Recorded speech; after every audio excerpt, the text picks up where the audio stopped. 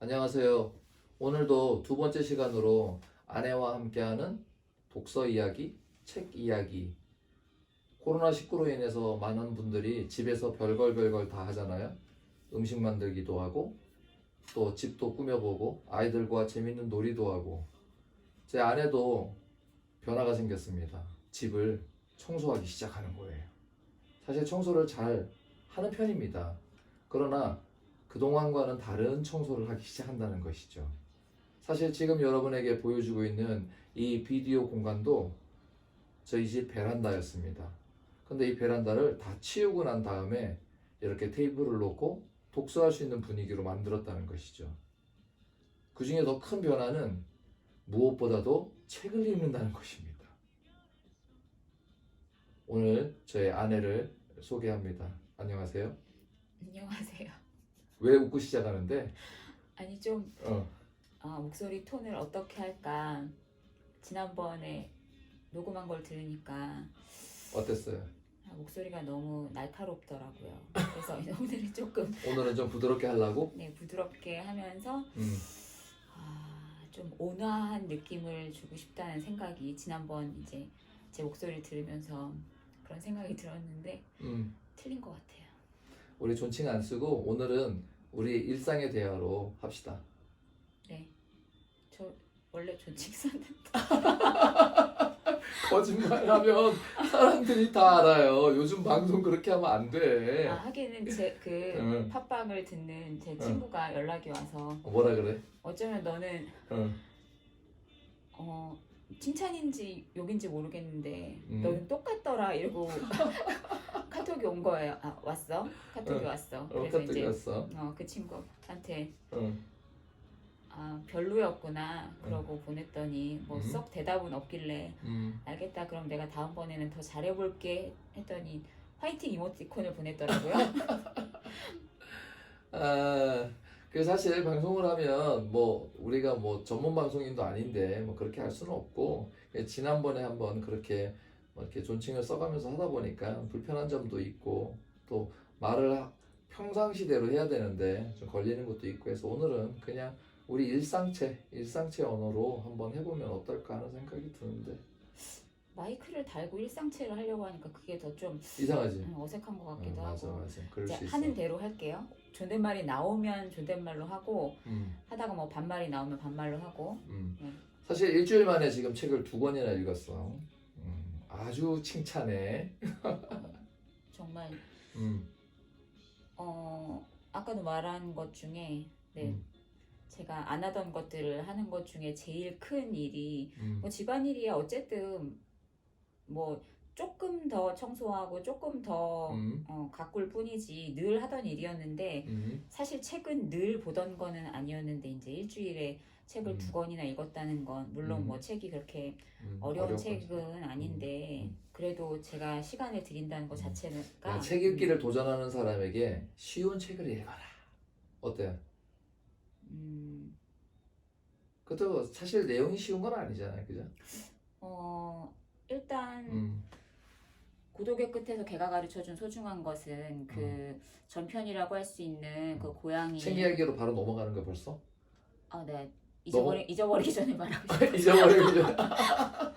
아니 어, 오늘 그러니까 일단 걔에 관한 거는 잠깐 벌써 잠깐 이렇게 막 진행하고 그러면 안 돼. 내 자리가 없어지니까 진행은 일단 내가 하는 걸로 하고 일단은 이제 책이 두 권을 읽었어요. 일주일 사이에. 그렇지? 그러니까 2권을 읽었는데 한 권은 지난번 시리즈에서 이어서 읽은 거고 이 하나의 책은 내 페북에 아는 분이 패친이죠. 그렇다고 해서 이렇게 많이 친한 건가? 아무튼 출판을 하신다라는 걸 알고 우리가 지난번에도 한번 책을 구매를 해서 봤죠. 기억나요? 이 책을요?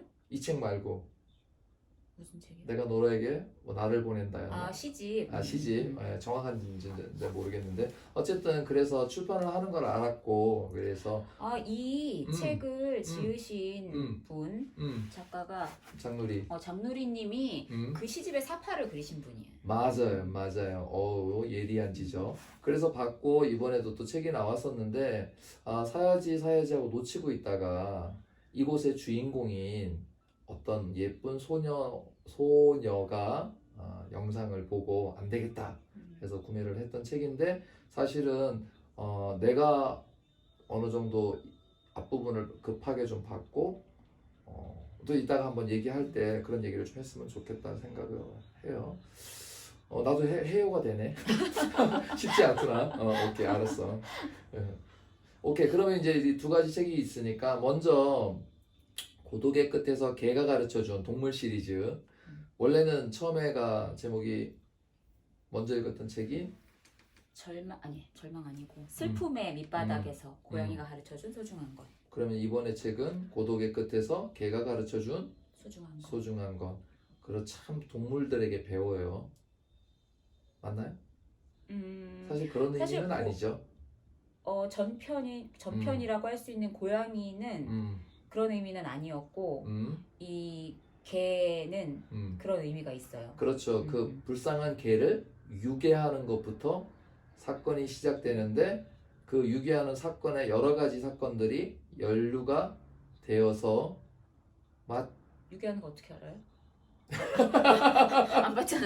아, 그게 제일 처음 나오는데 첫 장만 우리 와이프가 저를 띄엄띄엄 봐서 내가 안 읽었다 그랬기 때문에 아마 안 읽은 줄 알고서 많이 읽진 않아요. 그래서 이제 대충 뜨문뜨문하고 앞에 내용을 조금 보다가 안 읽었는데 그러면 일단 그 간단한 스토리 얘기부터 아내의 입을 통해서 들어보자고.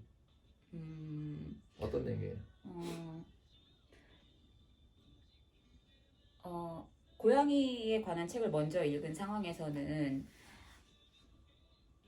이럴 것이다라는 생각이 선지식이 좀 있었나요? 아예 관련이 같은 저자가 짓기는 했지만 지은 책이긴 하지만 연관성이 없는 얘기인 줄 알았어요. 그냥 각각의 스토리가 있는 얘기인 줄 알았더니 아예 알고 각각의 보니까 스토리? 연관이 있는 얘기였어요. 연관성 어떤 면에서 연관이? 그 고양이에서 나왔던 그 심부름 센터에서 일하는 날건달 같은 시로라고 하는. 근데 이제 시로는 그 아명이었고요. 그 형이 기억하는 아이 이름이 시로였고 그 사람의 본명은 히로무였는데 그 고양이 책에서 그 성인이 된 히로무 시로가 나오죠. 그런데 이 개 책에서는 히로무의 어린 시절이 나오는 거예요. 야, 개 책이라 그러니까 개 이상하다. 강아지? 적어도 개가 가르쳐준 개가 가르쳐준 책에서는 개가소 어렵다. 줄여서 어렵나 뭐 좋은 이름 없을까? 예쁜 그냥 이름? 강아지 책이라고 할게요. 강아지 책. 네. 강아지 책에는 그 히로무의 어린 시절이 나오는 거예요. 그러면 약간 비기너 같은 느낌이네. 먼저 그 책을 쓰고 이 책이 나중에 나왔는데 그럼 그 주인공의 더 어린 시절을 돌아가 보는 그런 느낌이네. 오케이. 그런 느낌인데 제가 책을 읽으면서도 이게 과거이긴 하지만 고양이에 관한 책을 먼저 읽고 이 책을 읽어도 그 시간의 역순이 전혀 이상하지 않다, 이상하게 느껴지지 않는다. 어느 책을 먼저 읽어도 상관이 없겠다라는 생각이 들더라고요. 근데 이제 제일 끝에 보면은 뭐 저자의 얘기가 나올 때 거기 이제 저자가 쓰기를 개에 관한 책을 더 나중에 쓰긴 했지만 저자 본인도 이게 어느 편부터 먼저 읽어도 상관이 없을 그런 것을 염두에 두고 썼다고 하더라고요. 그러면 읽는 입장에서는 사실은 어떤 궁금해하는 유발점이 있잖아. 나 너의 옛날 시절을 알고 싶어 라든지 아니면 옛날 시절을 봤다면 그게 현재라면 얘가 크면 나중에 어떻게 될까라는 궁금증을 유발할 수도 있잖아요. 그래서 이게 되게 책을 읽으면서 고양이에 관한 책을 먼저 읽었을 때 그 책을 읽고 나서 지난번 얘기할 때도 그런 얘기를 잠깐 했던 것 같아요. 이 사람들이 이후에 어떻게 살게 될 것인가에 대해서 나는 생각해 봤다고. 맞아, 그래서 맞아, 오히려 맞아, 미래를 맞아. 생각했는데 오히려 개에 관한 책은 과거로 돌아간 거잖아요. 그렇지. 근데 과거로 돌아갔음에도 이 책을 읽으면서 오히려 그래서 얘가 미래에 봤던 그 고양이 책, 여기서 말하는 미래는 그 고양이 책에 나온 그 미래. 그래서 얘가 이런 식으로 했나? 이 사람이 어른이 돼서 여기에 같이 있었구나. 뭐 이런 식으로 오히려 이해하거나 또 스토리 전개가 과거로 돌아간 그 시점에서도 음, 더 잘 이해가 되고 더 재미있게 이해가 된다고 해야 되나? 그렇더라고요. 그런데 그 내용들에 보면 그런 사건인의 구성이 사실은 그 저자의 시각에서 보면 우연이라는 개념이 많이 등장하는 것 같아. 내가 생각할 때는. 음, 근데 그 사실은 그런 일들이 우연히 벌어진 건 아니잖아. 그렇게 연결이 되는데 읽는 독자 입장에서는 마치 자연스럽게 엮이듯이 각각의 상황들을 저자는 보여주는데 이거를 지금 더 큰 그림에서 보면 과거와 미래 그리고 미래와 현재라는 개념이 머릿속에 이렇게 그려지면서 보여지는지 아니면 그런 부분에 대해서 시간의 개념 그게 어떻게 어, 생각이 된다 읽는 입장에서 지금도 읽으면서 그 순서의 개념이 예를 들어서 개에 대한 이야기들이 막 읽다가 고양이 때의 이야기들과 어떤 이렇게 연결성이 있는지 설명을 해볼 수 있다면 음, 어떨까? 그러니까 뭐 스토리상으로 개의 이야기와 고양이 이야기가 연결된다? 그렇지, 그건 이런 아니고, 거는 아닌데, 그건 아니고 맞아. 이 개에 대한 이야기, 음, 그러니까 고양이를 읽으면서도 음, 느꼈던 생각이, 굉장히 앞뒤를 되게 잘 짜맞춰 놨다. 되게, 어, 이, 시로의 삶에, 그러니까 모든 스토리가 다, 그렇지, 그렇지. 사람들과의 만남이나, 뭐 거기서 전개되는 뭐 고양이를 매개로 한 그런 여러 가지 사건들 이런 거를 되게 앞뒤를 잘 이렇게 이가 잘 맞게 톱니바퀴처럼 이가 잘 맞게 만들어 놓은 얘기다라고 생각을 했는데 개에 관한 이야기를 읽으면서 느낀 점은 얘도 역시 되게 잘 짜맞춰져 있구나라고 생각을 하다가 저자가 세밀하게 관찰을. 그래서 이야기가 빈틈이 없이 되게 앞뒤가 되게 잘 연결이 돼 있다라고 생각을 했는데 그게 기계적으로 뭔가 톱니바퀴처럼 그렇게 맞물려서 돌아가는 이 느낌이 아니라 이 마지막에 보면 번역가가 쓴 이 책에 대한 느낌이 나오는데 이 사람의 말을 읽으면서 맞다 나도 이 느낌이었다 나는 말로 표현하기가 힘들었는데 이 짜맞춰져 있는 이 느낌을 내가 뭐라고 말하면 좋을까라고 생각했는데 이 번역가는 뭐라고 말하냐면 성글게 뜬 뜨개질 성글겠든. 그래서 붉게 뜬 뜨개질로 한 목도리 같은 느낌으로 하지만 그럼에도 불구하고 포근하게 감싸주는 그런 이야기다라는 얘기를 딱 그 글을 보는 순간 맞다 이거다.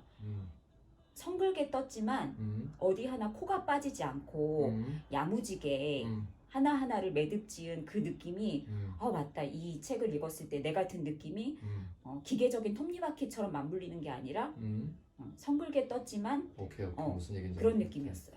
근데 지금 이제 자기가 하는 얘기를 내가 들으면서 이런 생각이 드는 거야. 우리의 삶에 사실은 우연이라고 대부분의 사람들이 생각하잖아. 아침에 나가다가 어떤 일들을 만나고 뭐 이런 것들을 우연이라고 하는데 예를 들어서 우연히 정말로 빈틈없이 읽는 책처럼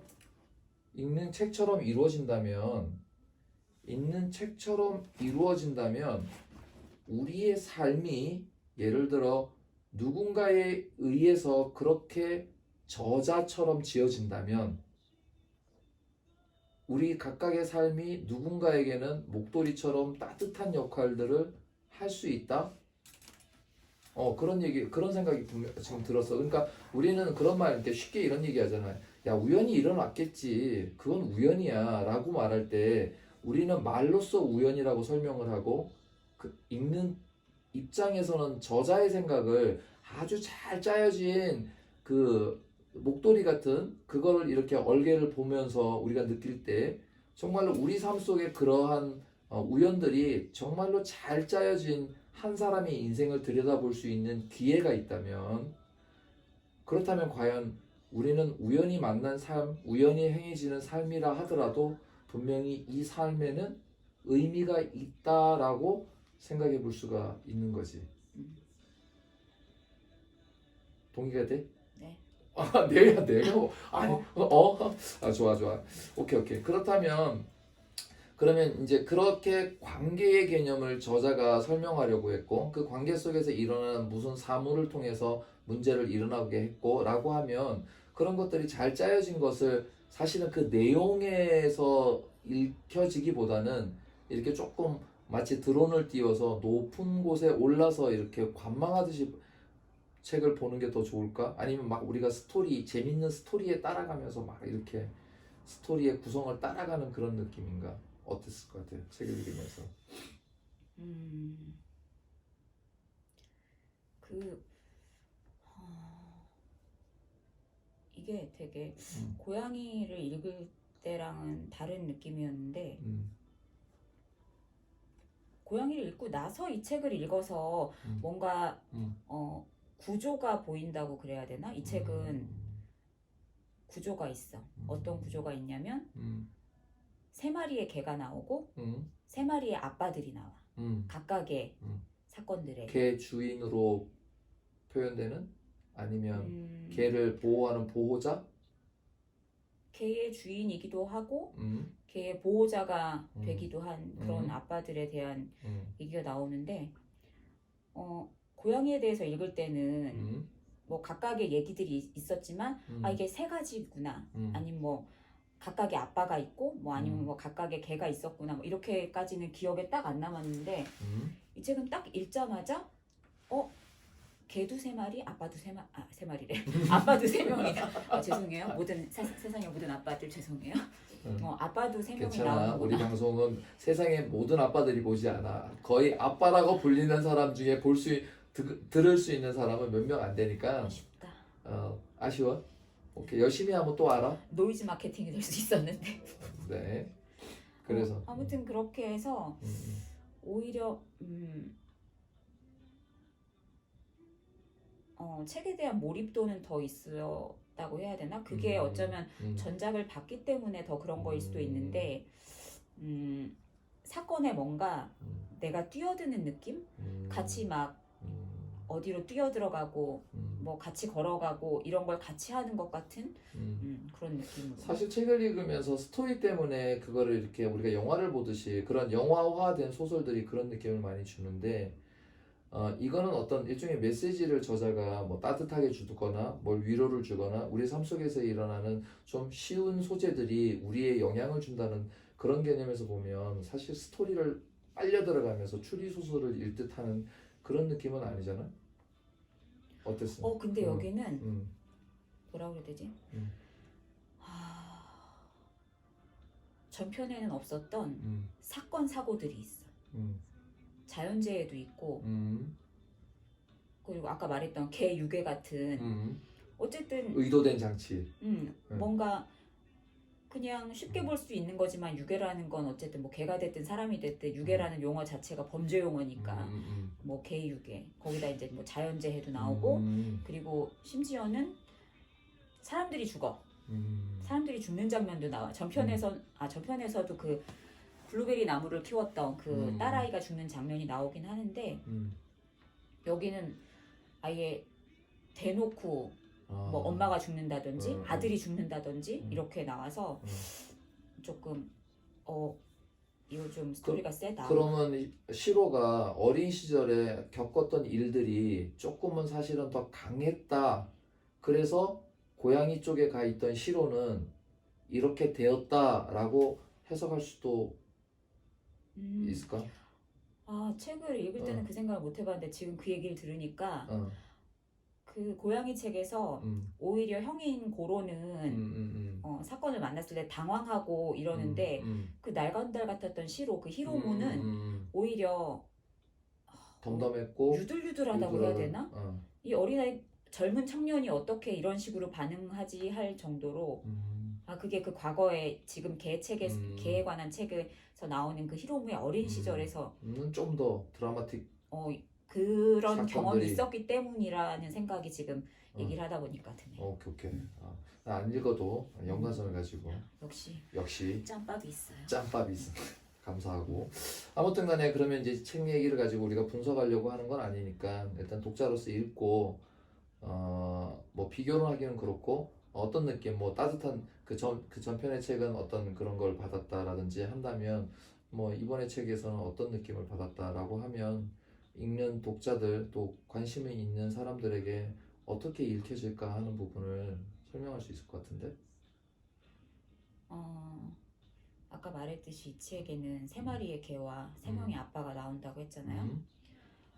근데 이 제목에서 유추해 볼 수 있듯이 그 세 명의 아빠가 다 아주 고독해요. 아, 음, 그럼 아빠들이 좀 읽으면 음.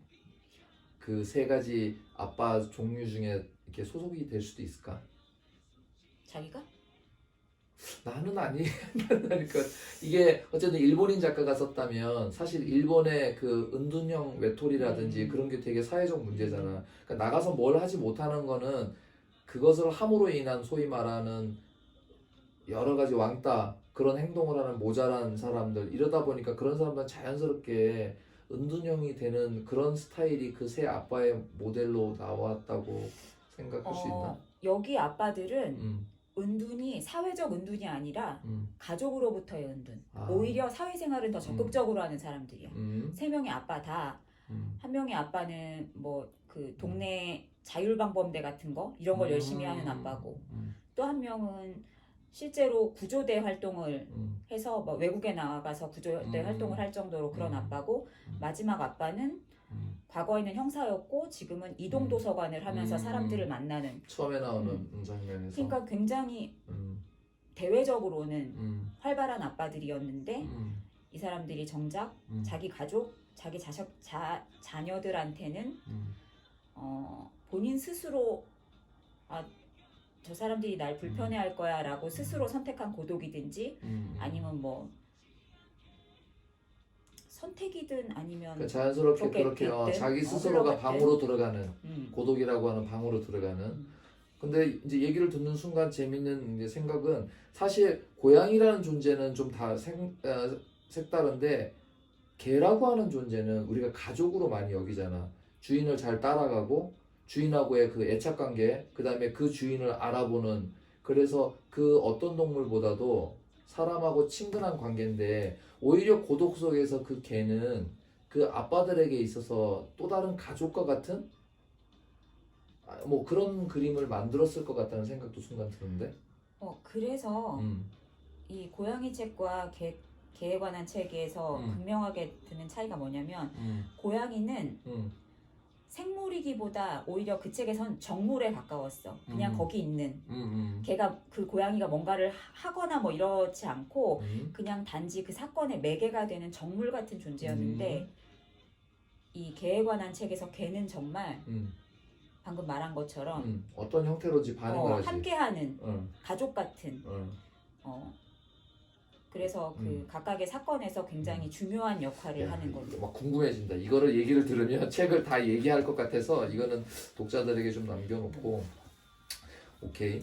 그러면 어쨌든 간에 이제 이 책을 지금과 같은 우리가 코로나19 사태를 겪으면서 우리도 사실은 스스로가 은둔될 수밖에 없는, 그리고 가족 내에서 자녀들과 또 남편과 부인 또 그리고 각각의 가족의 형태들 간에, 내가 오면서 오늘 동생하고도 통화를 했는데 부모님 집에를 찾아가지 못하는, 왜냐하면 부모님이 나이가 있으시고 또 예를 들어서 병이 있다면 오히려 찾아가면서 혹시 내가 옮길 수 없는 매개가 되지 않을까를 걱정하는 것처럼 우리가 관계가 지금 깨어지려고 한 건 아닌데 그런 상황들이 있다면 그런 것과도 약간의 어떤 일맥할 수 있는 것도 있고, 뭐 굳이 뭐 공통점을 찾을 건 아니지만 그런 독자들에게 뭐 난 이런 책이 이래서 좋았다라든지 또 이런 사람들에게 권한다든지 해서 뭐 우리 얘기를 정리해보고 다음 책으로 넘어가면 어떨까 싶기도 하고, 그리고 한 가지는 더 내가 결정적인 문구가 있다라고 할 때 독자들에게 한번 읽어줄 수 있는 부분도 있으면 좋겠다 생각을 하거든.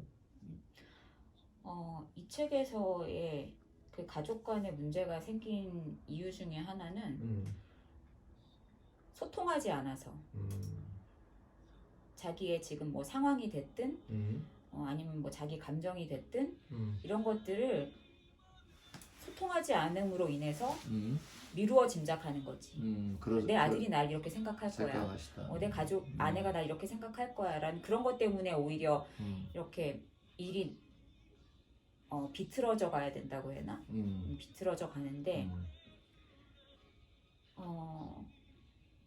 여기에 보면 제가 알아봤더니요 라고 하면서 그 실마리를 풀어주는 사람이 있어. 그 오해를 풀어주는 사람이.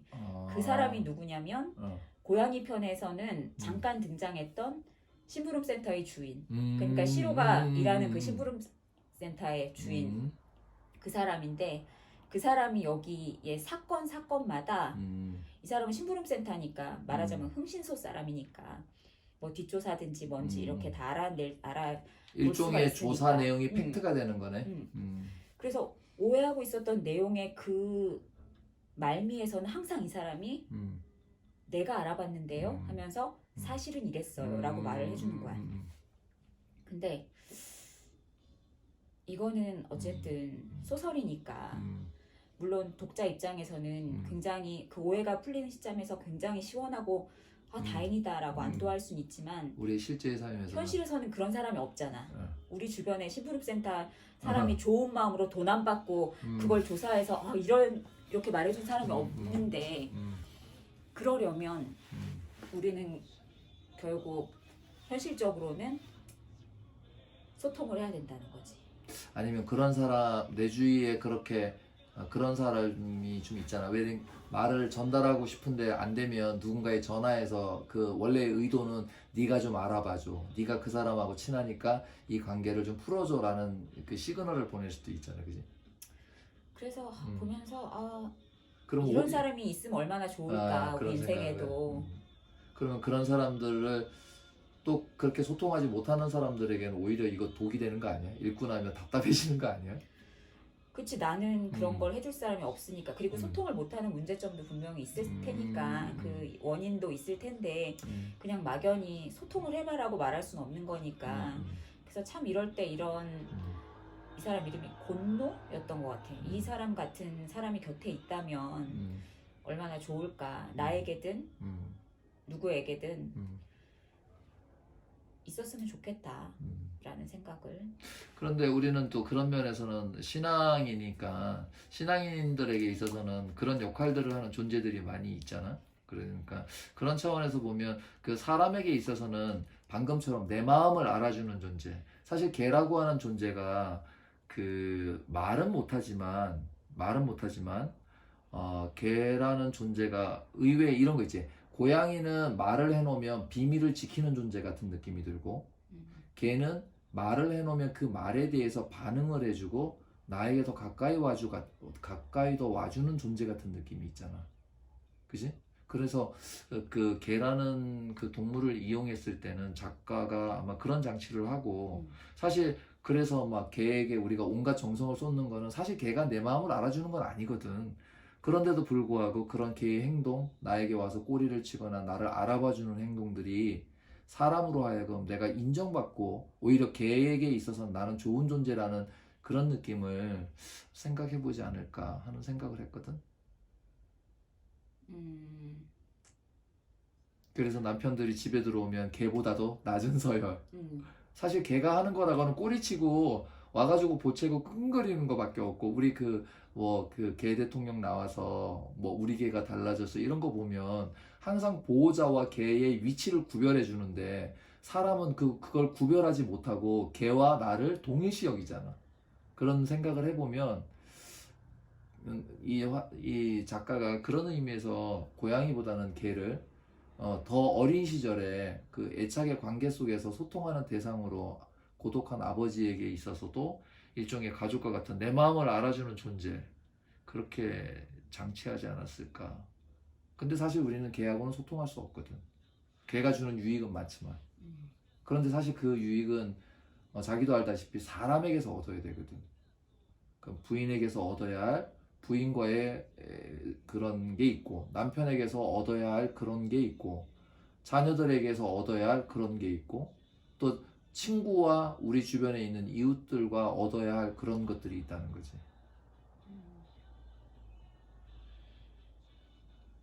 동의가 돼? 이건 동의의 문제는 아니고 그러니까 내 생각은 그런 것 같아. 그래서 자기가 얘기하는 걸 쭉 들어보니까 그런 나름대로 내 나름대로 머릿속에 너무 정리하려고 하면 나쁜 그런 거지만, 내 생각에는 그런 것들이 정리가 되면서 그렇겠구나. 우리가 조금 더 사람들을 향해서 문을 열어준다면 좀 더 도움이 되지 않겠는가 하는 생각이 들어.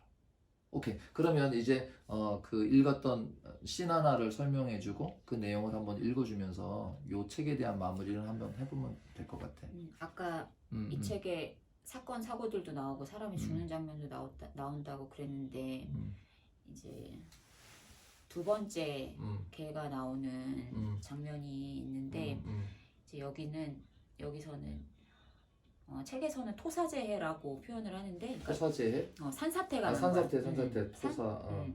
산사태가 났는데 그 아까 말했던 아빠 중에 그 해외로 그런 봉사활동을 간 아빠가 있다고 그랬잖아. 구조대원을 갔던 아빠가.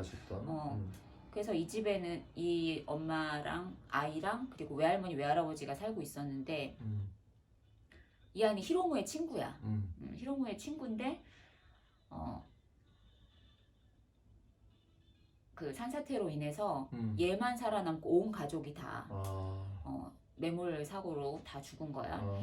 근데 이제 그 산사태가 나서 몇 시간 가량을 그렇게 토사 안에 갇혀 있는 동안에 이 엄마가 아이한테 하는 이미 아빠는 아이가 어렸을 때 3살인가에 봉사활동을 간다고 가서 이미 연락이 안 되는 상황이었고 그러니까 생사여부를 모르는 상태? 살아있는 건 맞는데 아이는 미루어 짐작컨대 아빠는 우리를 버리고 갔다 라고 생각해서 아빠를 아예 찾지 않았고 어쩌면 원망이 많은 그런 상태였는데 그러면 지금 말을 해주는 시간은 아니면 상황은 그 토사가 무너져서 차 안에서 아니면 집 안에서인데 집 안에서 엄마는 아빠의 상황에 대해서 얘기하지 않아. 다만 이제 엄마가 아이한테 하는 장면이에요. 음악 조금 키워주고 배경도 있게 한번 해줘보세요.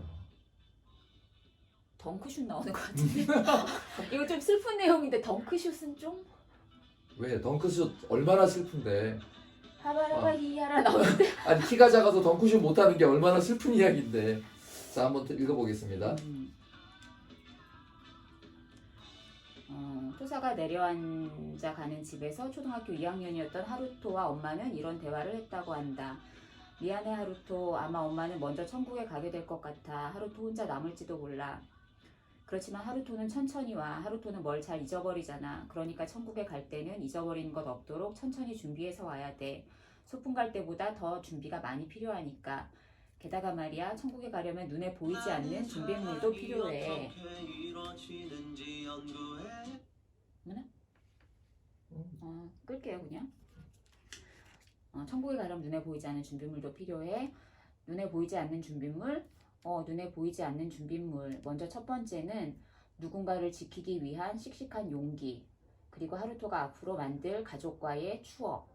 마지막으로 용서하는 마음. 이 세 가지를 꼭 갖고 오렴. 하고 읽다가 우는 거 아니죠?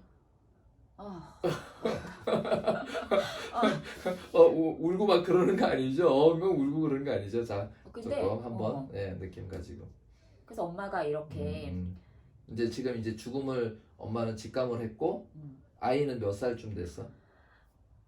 어느 정도 아이 대략? 이거는 그 과거에서도 또 과거라서 이 말을 들었을 때는 한 9살쯤 됐을 때고 지금은 한 12살? 한 9살쯤 된 아이가 엄마에게 이제 이 말을 마지막으로 그래서 세 가지 용기, 추억, 그리고 용서가 아이에게 있어야 한다고 엄마가 얘기해 주는 장면이고 다음으로 그런데 여기에서 뭐 아빠에 대해서나 뭐 아빠가 뭐 어떻게 했어라든가 아빠에 대한 변호를 엄마는 한마디도 하지 않아. 다만 그냥 언젠가 아빠와 다시 만나는 날이 오면 아빠를 용서해줘. 함께 살지는 못했지만 하루토를 진심으로 사랑해. 엄마는 알아. 그리고 아빠는 엄마를 하루토의 엄마로 만들어준 은인이야. 그리고 엄마는 하루토를 만나서 정말 행복했어.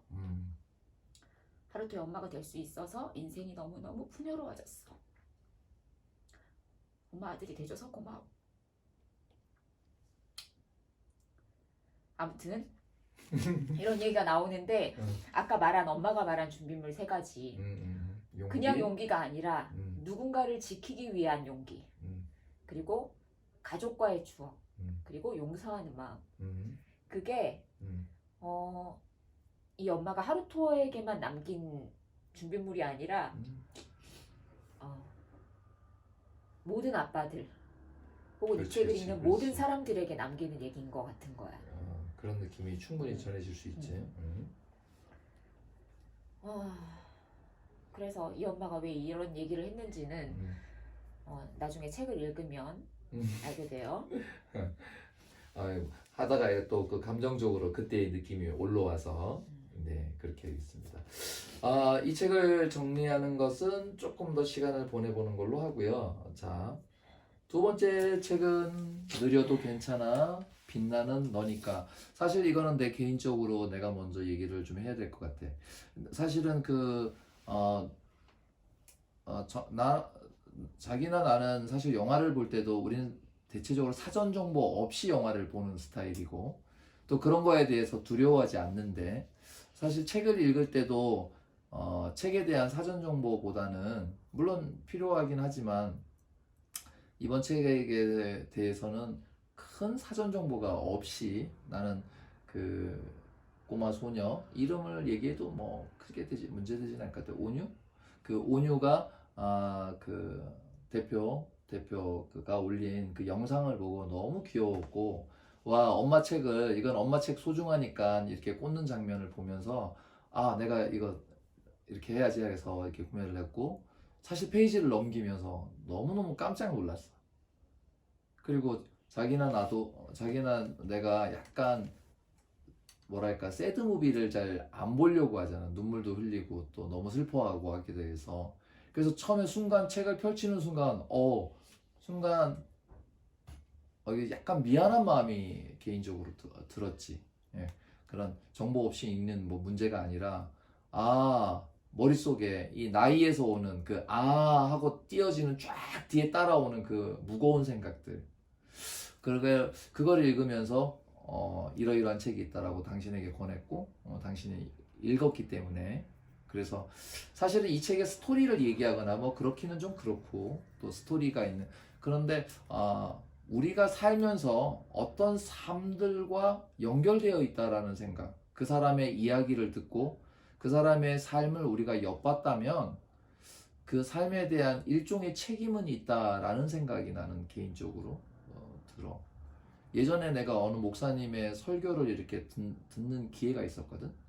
그래서 이제 유명한 목사님이고 뭐 그렇다고 교회가 크거나 그러진 않아. 그분의 또 사상을 이렇게 듣기 위해서 듣다 보면 예배 시간에 어느 전도사님에 대해서 계속 기도하는 게 나오는 거지. 그러니까 매주마다 설교를 하다 보니까 그런데 결국 안타깝게도 그 전도사님은 소천하셨어. 그러니까 그 내용의 흐름의 문제가 아니라 그 전도사님의 얘기가 좋은 얘기가 없을까? 좋은 얘기가 없어. 근데 사실 그게 예전에 설교하신 거기 때문에 이미 그 교회에서는 그 사건이 다 지난 이야기야. 그러니까 지금 이 책을 읽는 동안에 이 친구에 대한 이야기는 이미 그 사람에게 있어서는 다 겪어낸 상황인데 나는 이제 따라가면서 그 이야기를 들어야 되는 거지. 그런데 다행인 것은 그 영상에서 그 어린 소녀가 뛰어다니며 아무런 내가 볼 때에 전혀 이상을 못 느끼고 봤던 그 마음이 두 개가 겹쳐지면서 너무 다행이다 라는 생각을 가졌어. 너무 다행이다. 얘가 걔구나. 딱 책을 보는 순간 얘가 걔구나 하면서 내용을 읽는 순간 얘가 걔구나. 그렇게 뛰어다니고 엄마의 책을 이렇게 올려놓는 그 순간 보면서 순간 너무 안도감이 들어서 너무 다행이다 라는 생각을 하면서 그 앞에 이제 한 1단락 정도 단락 구분은 없지만 엄마의 스토리에 따라서 아이가 100여일 동안 이런 증상이 나타나지 않고 엄마에게서 나타난 그런 그림들을 읽어가다가 이제 내가 자기한테 이 책을 토스한 거거든. 아무튼 나는 개인적으로 그랬어. 그래서 느려도 괜찮아 빛나는 너니까 이라고 할 때 그런 내용들이 마치 우연처럼 다가오고 우리 그 저책과 같이 마치 실사판처럼 나는 동시에 우리의 삶 속에는 우연처럼 그런 일들이 우리 앞에 다가오고 사실 그런 두려움이 있고 우리 둘째가 태어나면서 병원에 좀 있었잖아. 그럴 때도 그 똑같은 내가 행동했던 것 중에 하나가 자면 항상 아이의 배에 손을 대고 자고 호흡을 잘 하고 있는지에 대한 두려움도 있었고 그랬던 기억들이 나는 계속 떠오르더라고. 왜냐하면 이제 자기는 이제 산후조리 때문에 병원에 있었고 나는 둘째 때문에 병원을 계속 오고 갔던 그런 시간들이 있었잖아. 그래서 그런 생각이 책을 읽으면서 그렇게 빤히 쳐다보면 안 돼.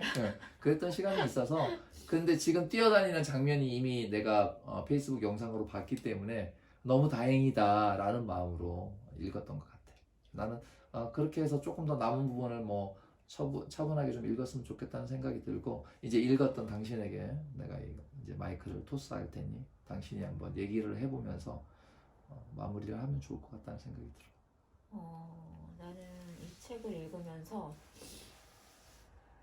얘가 어떻게 자라나는지 느리지만 이 아이가 어떤 것들을 이뤄가면서 어떻게 자라나는지를 좀 보고 싶다라는 생각을 했는데 그게 왜 그러냐면 내가 유치원 선생님을 5년을 했잖아. 참고로 와이프는 유치원에서 유능한 교사였습니다. 아니 유능하진 않았고 나는 굉장히 무서운 선생님이었는데 먼저 생각난 걸 다시 먼저 얘기하자면 이 엄마가 미술을 전공하고 그리고 이제 뭐 미술 치료 같은 거를 했던 엄마이기 때문에 이제 느린 자신의 아이를 키우면서 그때 자기가 가르쳤던 아이들 그리고 그 아이의 엄마들을 다시 생각하게 된 거지. 그렇지. 기술적으로 가르쳤던 그러나 자기가 직접 경험했을 땐 그게 다르다는 거를 알잖아. 근데 나도 사실 그런 생각을 되게 많이 하거든. 교사였을 때. 나는 정말 기계적으로 엄청 잘 가르치는 선생님이었어. 그리고 그런 기계적인 스킬을 엄마들은 굉장히 좋아했어. 왜냐면 그렇지. 7세반만 5년을 했기 때문에. 근데 정작 나는 애들한테는 좋은 선생님이 아니었거든. 애들은 엄청 나를 무서워했고 나도 사실상 애들을 별로 좋아하지 않았어. 그래서 여기서 오해하면 안 되는 게 애들을 좋아하지 않는다는 이 아내의 표현을 구체적으로 하면 우리 아내는 말 못하는 아이를 굉장히 좋아합니다. 그러니까 영아 아이들을 좋아하는데 이제 4살쯤 5살쯤 자기 이제 생각이 많아지기 시작하는 그 또래 아이들을 싫어한다 그러면 좀 이상하고 그 또래 아이들 불편해한다 이제 이렇게 정정을 하고 불편했지. 그렇지. 불과 몇 년 전까지 내 아이들이 그 또래가 되기 전까지는 그런 아이들이 불편했는데 내 아이들이 그 또래를 거치는 걸 봤고 그리고 그 아이들이 왜 그렇게 미운 4살부터 시작해서 미친 5살 뭐 그리고 이제는 죽이고 싶은 7살이라고 하는데 왜 그렇게 하는지를 26, 7 선생님일 때는 전혀 몰랐는데 내 아이를 키우고 나니까 그래서 얘네가 이렇게 때를 쓰는구나. 그렇게 미쳤었구나. 그래서 그렇게 미쳤었구나가 이해가 되니까 내가 지금 선생님을 한다면 더 사랑해줄 수 있을 텐데 잘 가르칠 수 있을 때가 아니라 그렇지. 더 사랑해줄 수 있을 텐데. 그렇지. 그래서 요즘 가끔 이제 뭐 유치원 선생님이나 이렇게 나오는 뭔가를 보면 그 시절을 회개하는 참여하는 그 시절을 회개하는 그래서 그때 생각하는 의자에 앉혔던 아무개 참 미안하다 이런 그런 생각을 하고 아무튼 그 엄마의 내가 그때 더 그 엄마들의 마음을 헤아려 줬더라면 이 글을 보면서 나도 지금 그런 생각을 하는데라는 생각을 했다는 걸 먼저 말하고 그리고 이제 아까 온유가 자라나는 모습을 보고 싶다라고 말을 한 것도 내 경험과 연관이 있는데 유치원에 근무할 때 이제 우리 반에도 장애를 가진 아이가 있었어. 장애를 가진 아이가 있었는데 그 아이는 신체는 유달리 발달해서 몸은 굉장히 다른 아이들에 비해서 큰 그런 아이였고 그 엄마는 굉장히 씩씩했어. 위에 누나들이 이미 얘는 7살인데 누나들은 고등학교 다니는 누나들이 있었기 때문에 나이 차이가 많이 났고 아이를 장애가 있다고 생각했는지 아니면 어쩌면 몰랐을 수도 있는 것 같아. 그냥 누나들과 차이가 많이 나니까 늦되는 그냥 늦둥이 그냥 그 정도로 생각하셨을 수도 있는 것 같은데 또 여기도 보면 온유가 말도 좀 느리고 그리고 뭐 글씨나 이런 것도 다 안 되고 하는데 우리 그 아이도 그런 아이였어. 근데 이제 어느 날 유치원에서 스승의 날이라고 편지 쓰는 게 있었어. 그래갖고 애들이 한 명씩 나와서 읽은 선생님 예. 앞에서 되게 손 오그라들게 선생님 너무 거. 사랑해요 막 이렇게 쓰는 거였어. 근데 어. 걔네들은 다 그렇게 썼지. 그렇지. 쓴 대로 읽은 거지. 근데 이제 그 아이가 그 아이 이름을 그냥 경민이라고 하자. 안 돼. 경민아. 그 우리 뭐라고 아이- 말해? 그 아이가 그 아이 거기 이름을 넣어야 돼서 그래. 그래? 그러면 뭐 좋은 이름 우리 원래 그 이제 철수와 영이 있잖아. 철수라고 하자. 철수가. 철수가 나와서 아니 걔가 손을 드는 거야. 자기도 읽겠대. 진짜? 근데 그 아이는 모든 아이들이 다 알듯이 글씨를 못 쓰는 아이야. 그리고 읽지도 못 까막눈이 까막눈. 나는 이 사건을 알기 때문에 이거 먼저 웃으면 근데 안 까막눈이 되는데 나인데 전혀 모르는 것처럼 읽겠다고 하고. 그래서 그래 철수도 나와서 한번 읽어봐. 근데 철수가 나오더니 어눌한 말투지만 선생님 철수는 선생님 고마워요. 철수는 선생님 사랑해요. 선생님 고마워요. 앞에 아이들이 읽었던 그 내용을 그대로 반복하듯이 그렇게 하는 거야. 근데 그게 너무 신기해서 야. 철수야 너 진짜 그렇게 썼어? 어디 봐봐. 딱 열었는데 동그라미 세모 A C 세 뭐 막 자기가 그릴 수 있는 걸 다 그려놓은 거야. 근데 그거를 자기는 선생님 고마워요. 선생님 사랑해요. 이렇게 막 썼더라고. 읽었지. 읽었지. 그렇게 읽었지. 번역을 잘한 거지. 그러면서 너무 막 자신만만해하고 그래서 이제 내가 그때 잘한 건 아이들 앞에서 우리 철수가 이렇게 썼어. 우리 철수도 잘 썼으니까 그러니까 걔한테만이 아니라 모든 아이들한테 했듯이 똑같이 철수한테도 선생님한테 편지 써줘서 고마워. 자 친구들아 박수 쳐주자 이렇게 하고 보냈는데 지금 이제 20년이 됐나 봐. 어떻게 컸을까? 20년이 됐나 봐. 그러면 자기 나이가 내가 지금 너무 일찍 선생님이 되는 바람에 아무튼 그래서 지금 가끔 찾아보면 내 제자 중에 이미 장가간 애들도 있고 막 그렇더라고.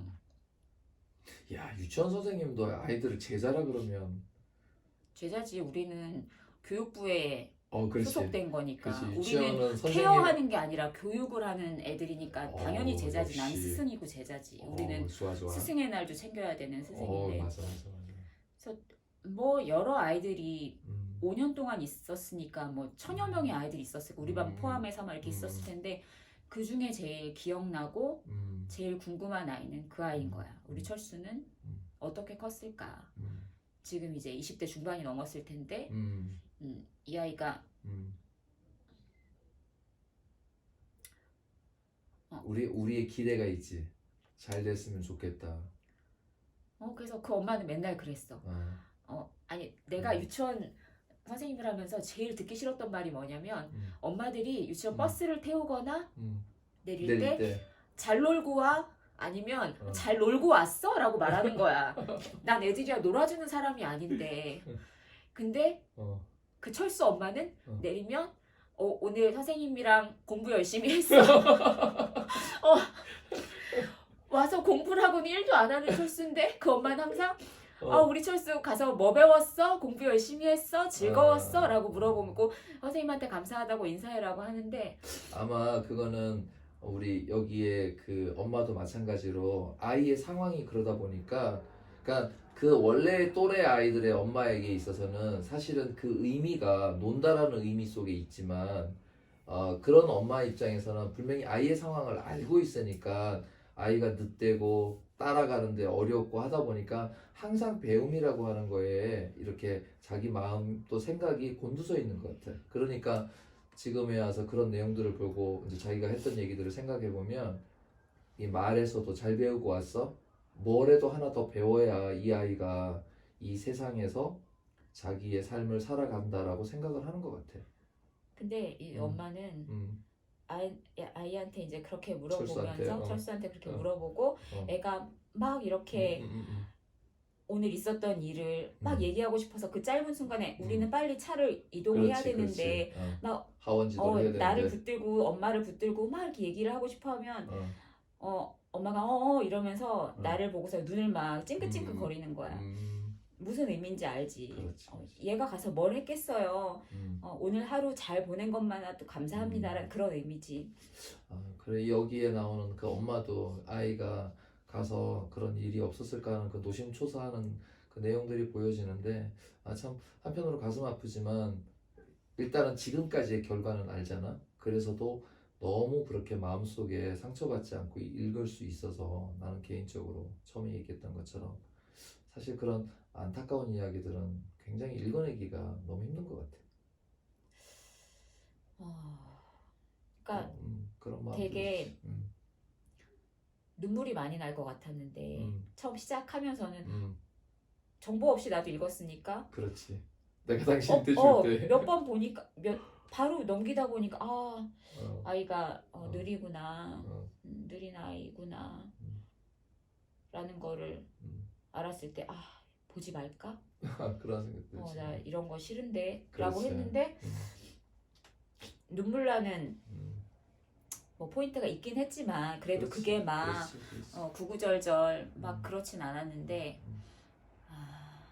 이제 왜 옛말에 과부 사정은 호래비가 안다고 적절한가요? 그런 말이 있기는 하지만 사실 같은 아이를 키우는 엄마라면 더 잘 이해할 것 같잖아. 근데 사실 더 많이 상처 주는 게 같은 아이를 키우는 엄마거든. 맞아. 내가 말하고 싶은 게 바로 그거야. 그래서 늘 미안하다는 말을 입에 달고 살아야 하는 이 엄마나 그리고 여기 책에 보면 자다가 온유가 엄마를 이렇게 찾나? 그래서 아야 하니까 온유도 미안해 하고 말했다는 그 장면에서 이 엄마랑 아이가 늘 그렇게 미안해 하면서 그게 그냥 툭 쳐도 나오는 말처럼 그렇게 그렇지. 몸에 배어 있구나라는 걸 생각하니까 그게 스스로 미안한 마음이면 그래도 덜 마음이 아픈데 아이가 누군가에 의해서 자꾸만 이렇게 위축되고 맞아. 본인 스스로 미안하게 만드는 그런 주변과 사회들 그게 되게 안타까웠고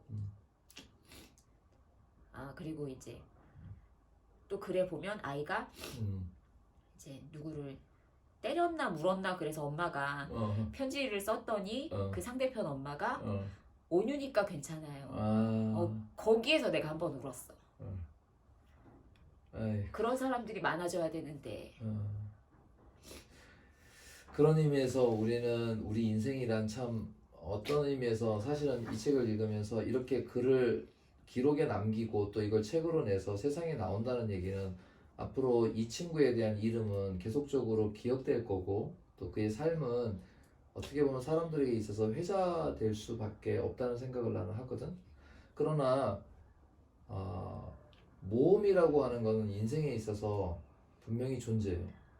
그리고 그 걸음을 내딛거나 안 내딛는 것은 각자의 결정이긴 하지만 오늘 이 두 권의 책들을 읽으면서 사실 최근에 내가 관심 있게 읽고 있는 그 폴 트루니에라고 하는 의사, 정신의사이며 기독교인인 그분에 의하면 인생이라고 하는 것은 모험이라고 하는 것을 인정하느냐 안 하느냐에 따라서 그거를 대처하는 자세가 달라진다라고 해. 어쨌든 우리는 모험을 해. 그런데 그러면 오늘 이야기를 정리를 하면 결국 우리 앞에 놓여져 있는 각각의 우연이라고 하는 것은 마치 우리를 밀어서 어딘가로 밀고 가는 것 같은 그런 느낌을 받아. 실질적으로 온유의 삶이 그 엄마의 삶 속에 나타난 것도 마치 우연처럼 나타나고 때로는 그 가족의 가족력을 따져보니 나도 누구도 그렇고 누구도 그렇다는 얘기를 내가 받아들여지게 되고 이런 얘기들을 하면 사실 그런 일들은 본인에게 있어서 받아들여지는 거지만 다른 사람들에게 있어서는 거부하고 싶은 충분히 나에게 일어나지 않을 것 같은 일들이지만 오늘 우리는 코로나19라는 이 사태를 맞아서 우리 주변에 그런 일들이 우리에게 너무나 자주 일어난다는 걸 사실 경험하거든. 그래서 한 사람의 저자는 그것이 실제인지 아닌지 모르지만 그런 글들을 그쪽으로 우리에게 보여주고, 또 한 사람은 실제 일어난 일들을 보여준다면 나는 이 두 가지가 결코 떨어져 있지 않다라는 생각을 하고, 내 개인적으로 결론을 내린다면 우리가 우연이라고 하는 시간 속에 살고 있지만 그것을 우연으로 두는가 의미로 두는가는 그 속에 있는 각자의 몫이긴 하지만 결코 그 사람만 있는 건 아니다라는 생각을 하게 돼. 그래서 어떤 사람들은 우연으로 치부하고 넘어갈 수도 있고, 어떤 경우 우리는 액땜이다라고 하는 말도 하잖아. 그러나 그렇지 않은 것 같아. 그걸 조금만 더 우리가 여유 있게 돌아보고, 비록 그것이 좋은 일이든 나쁜 일이든 간에 조금 더 살펴본다면, 그리고 그것이 자기에게만 있는 일이 아니라 상대에게도 그럴 수 있다라고 하는 그 엄마애처럼 온유니까 괜찮아요 라고 하는 정도의 자세만 취해준다면 우리가 살아가는 세상은 그래도 조금 더 우연 속에서 마치 파묻혀지는 것이 아니라 적극적으로 자기의 삶을 살아내는 도전하는 자세가 아닌가라고 나는 좀 어렵게 결론을 내리고 싶기도 하고, 뭐 우리가 다른 사람들에게 어떤 모습으로 비춰졌는가라는 고민도 또 좀 한번 하게 되는 그런 시간이 아닌가 생각을 해. 어때? 자기도 이제 책을 읽은 사람으로서 마무리를 한번 해주면 이걸로 오늘 마무리했으면 좋겠다 싶은데.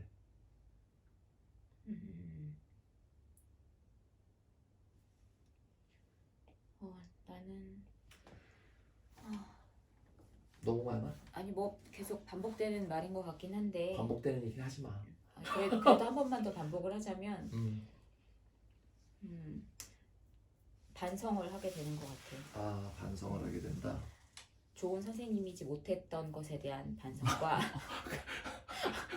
그거는 지금은 반성해도 소용없는 거긴 한데 아이 그래도 왜 때로는 사람은 시간이 누구나 지나야지 알잖아. 그 살면서 한 번은 선생이 된다라고 하잖아. 그런 말이 있어.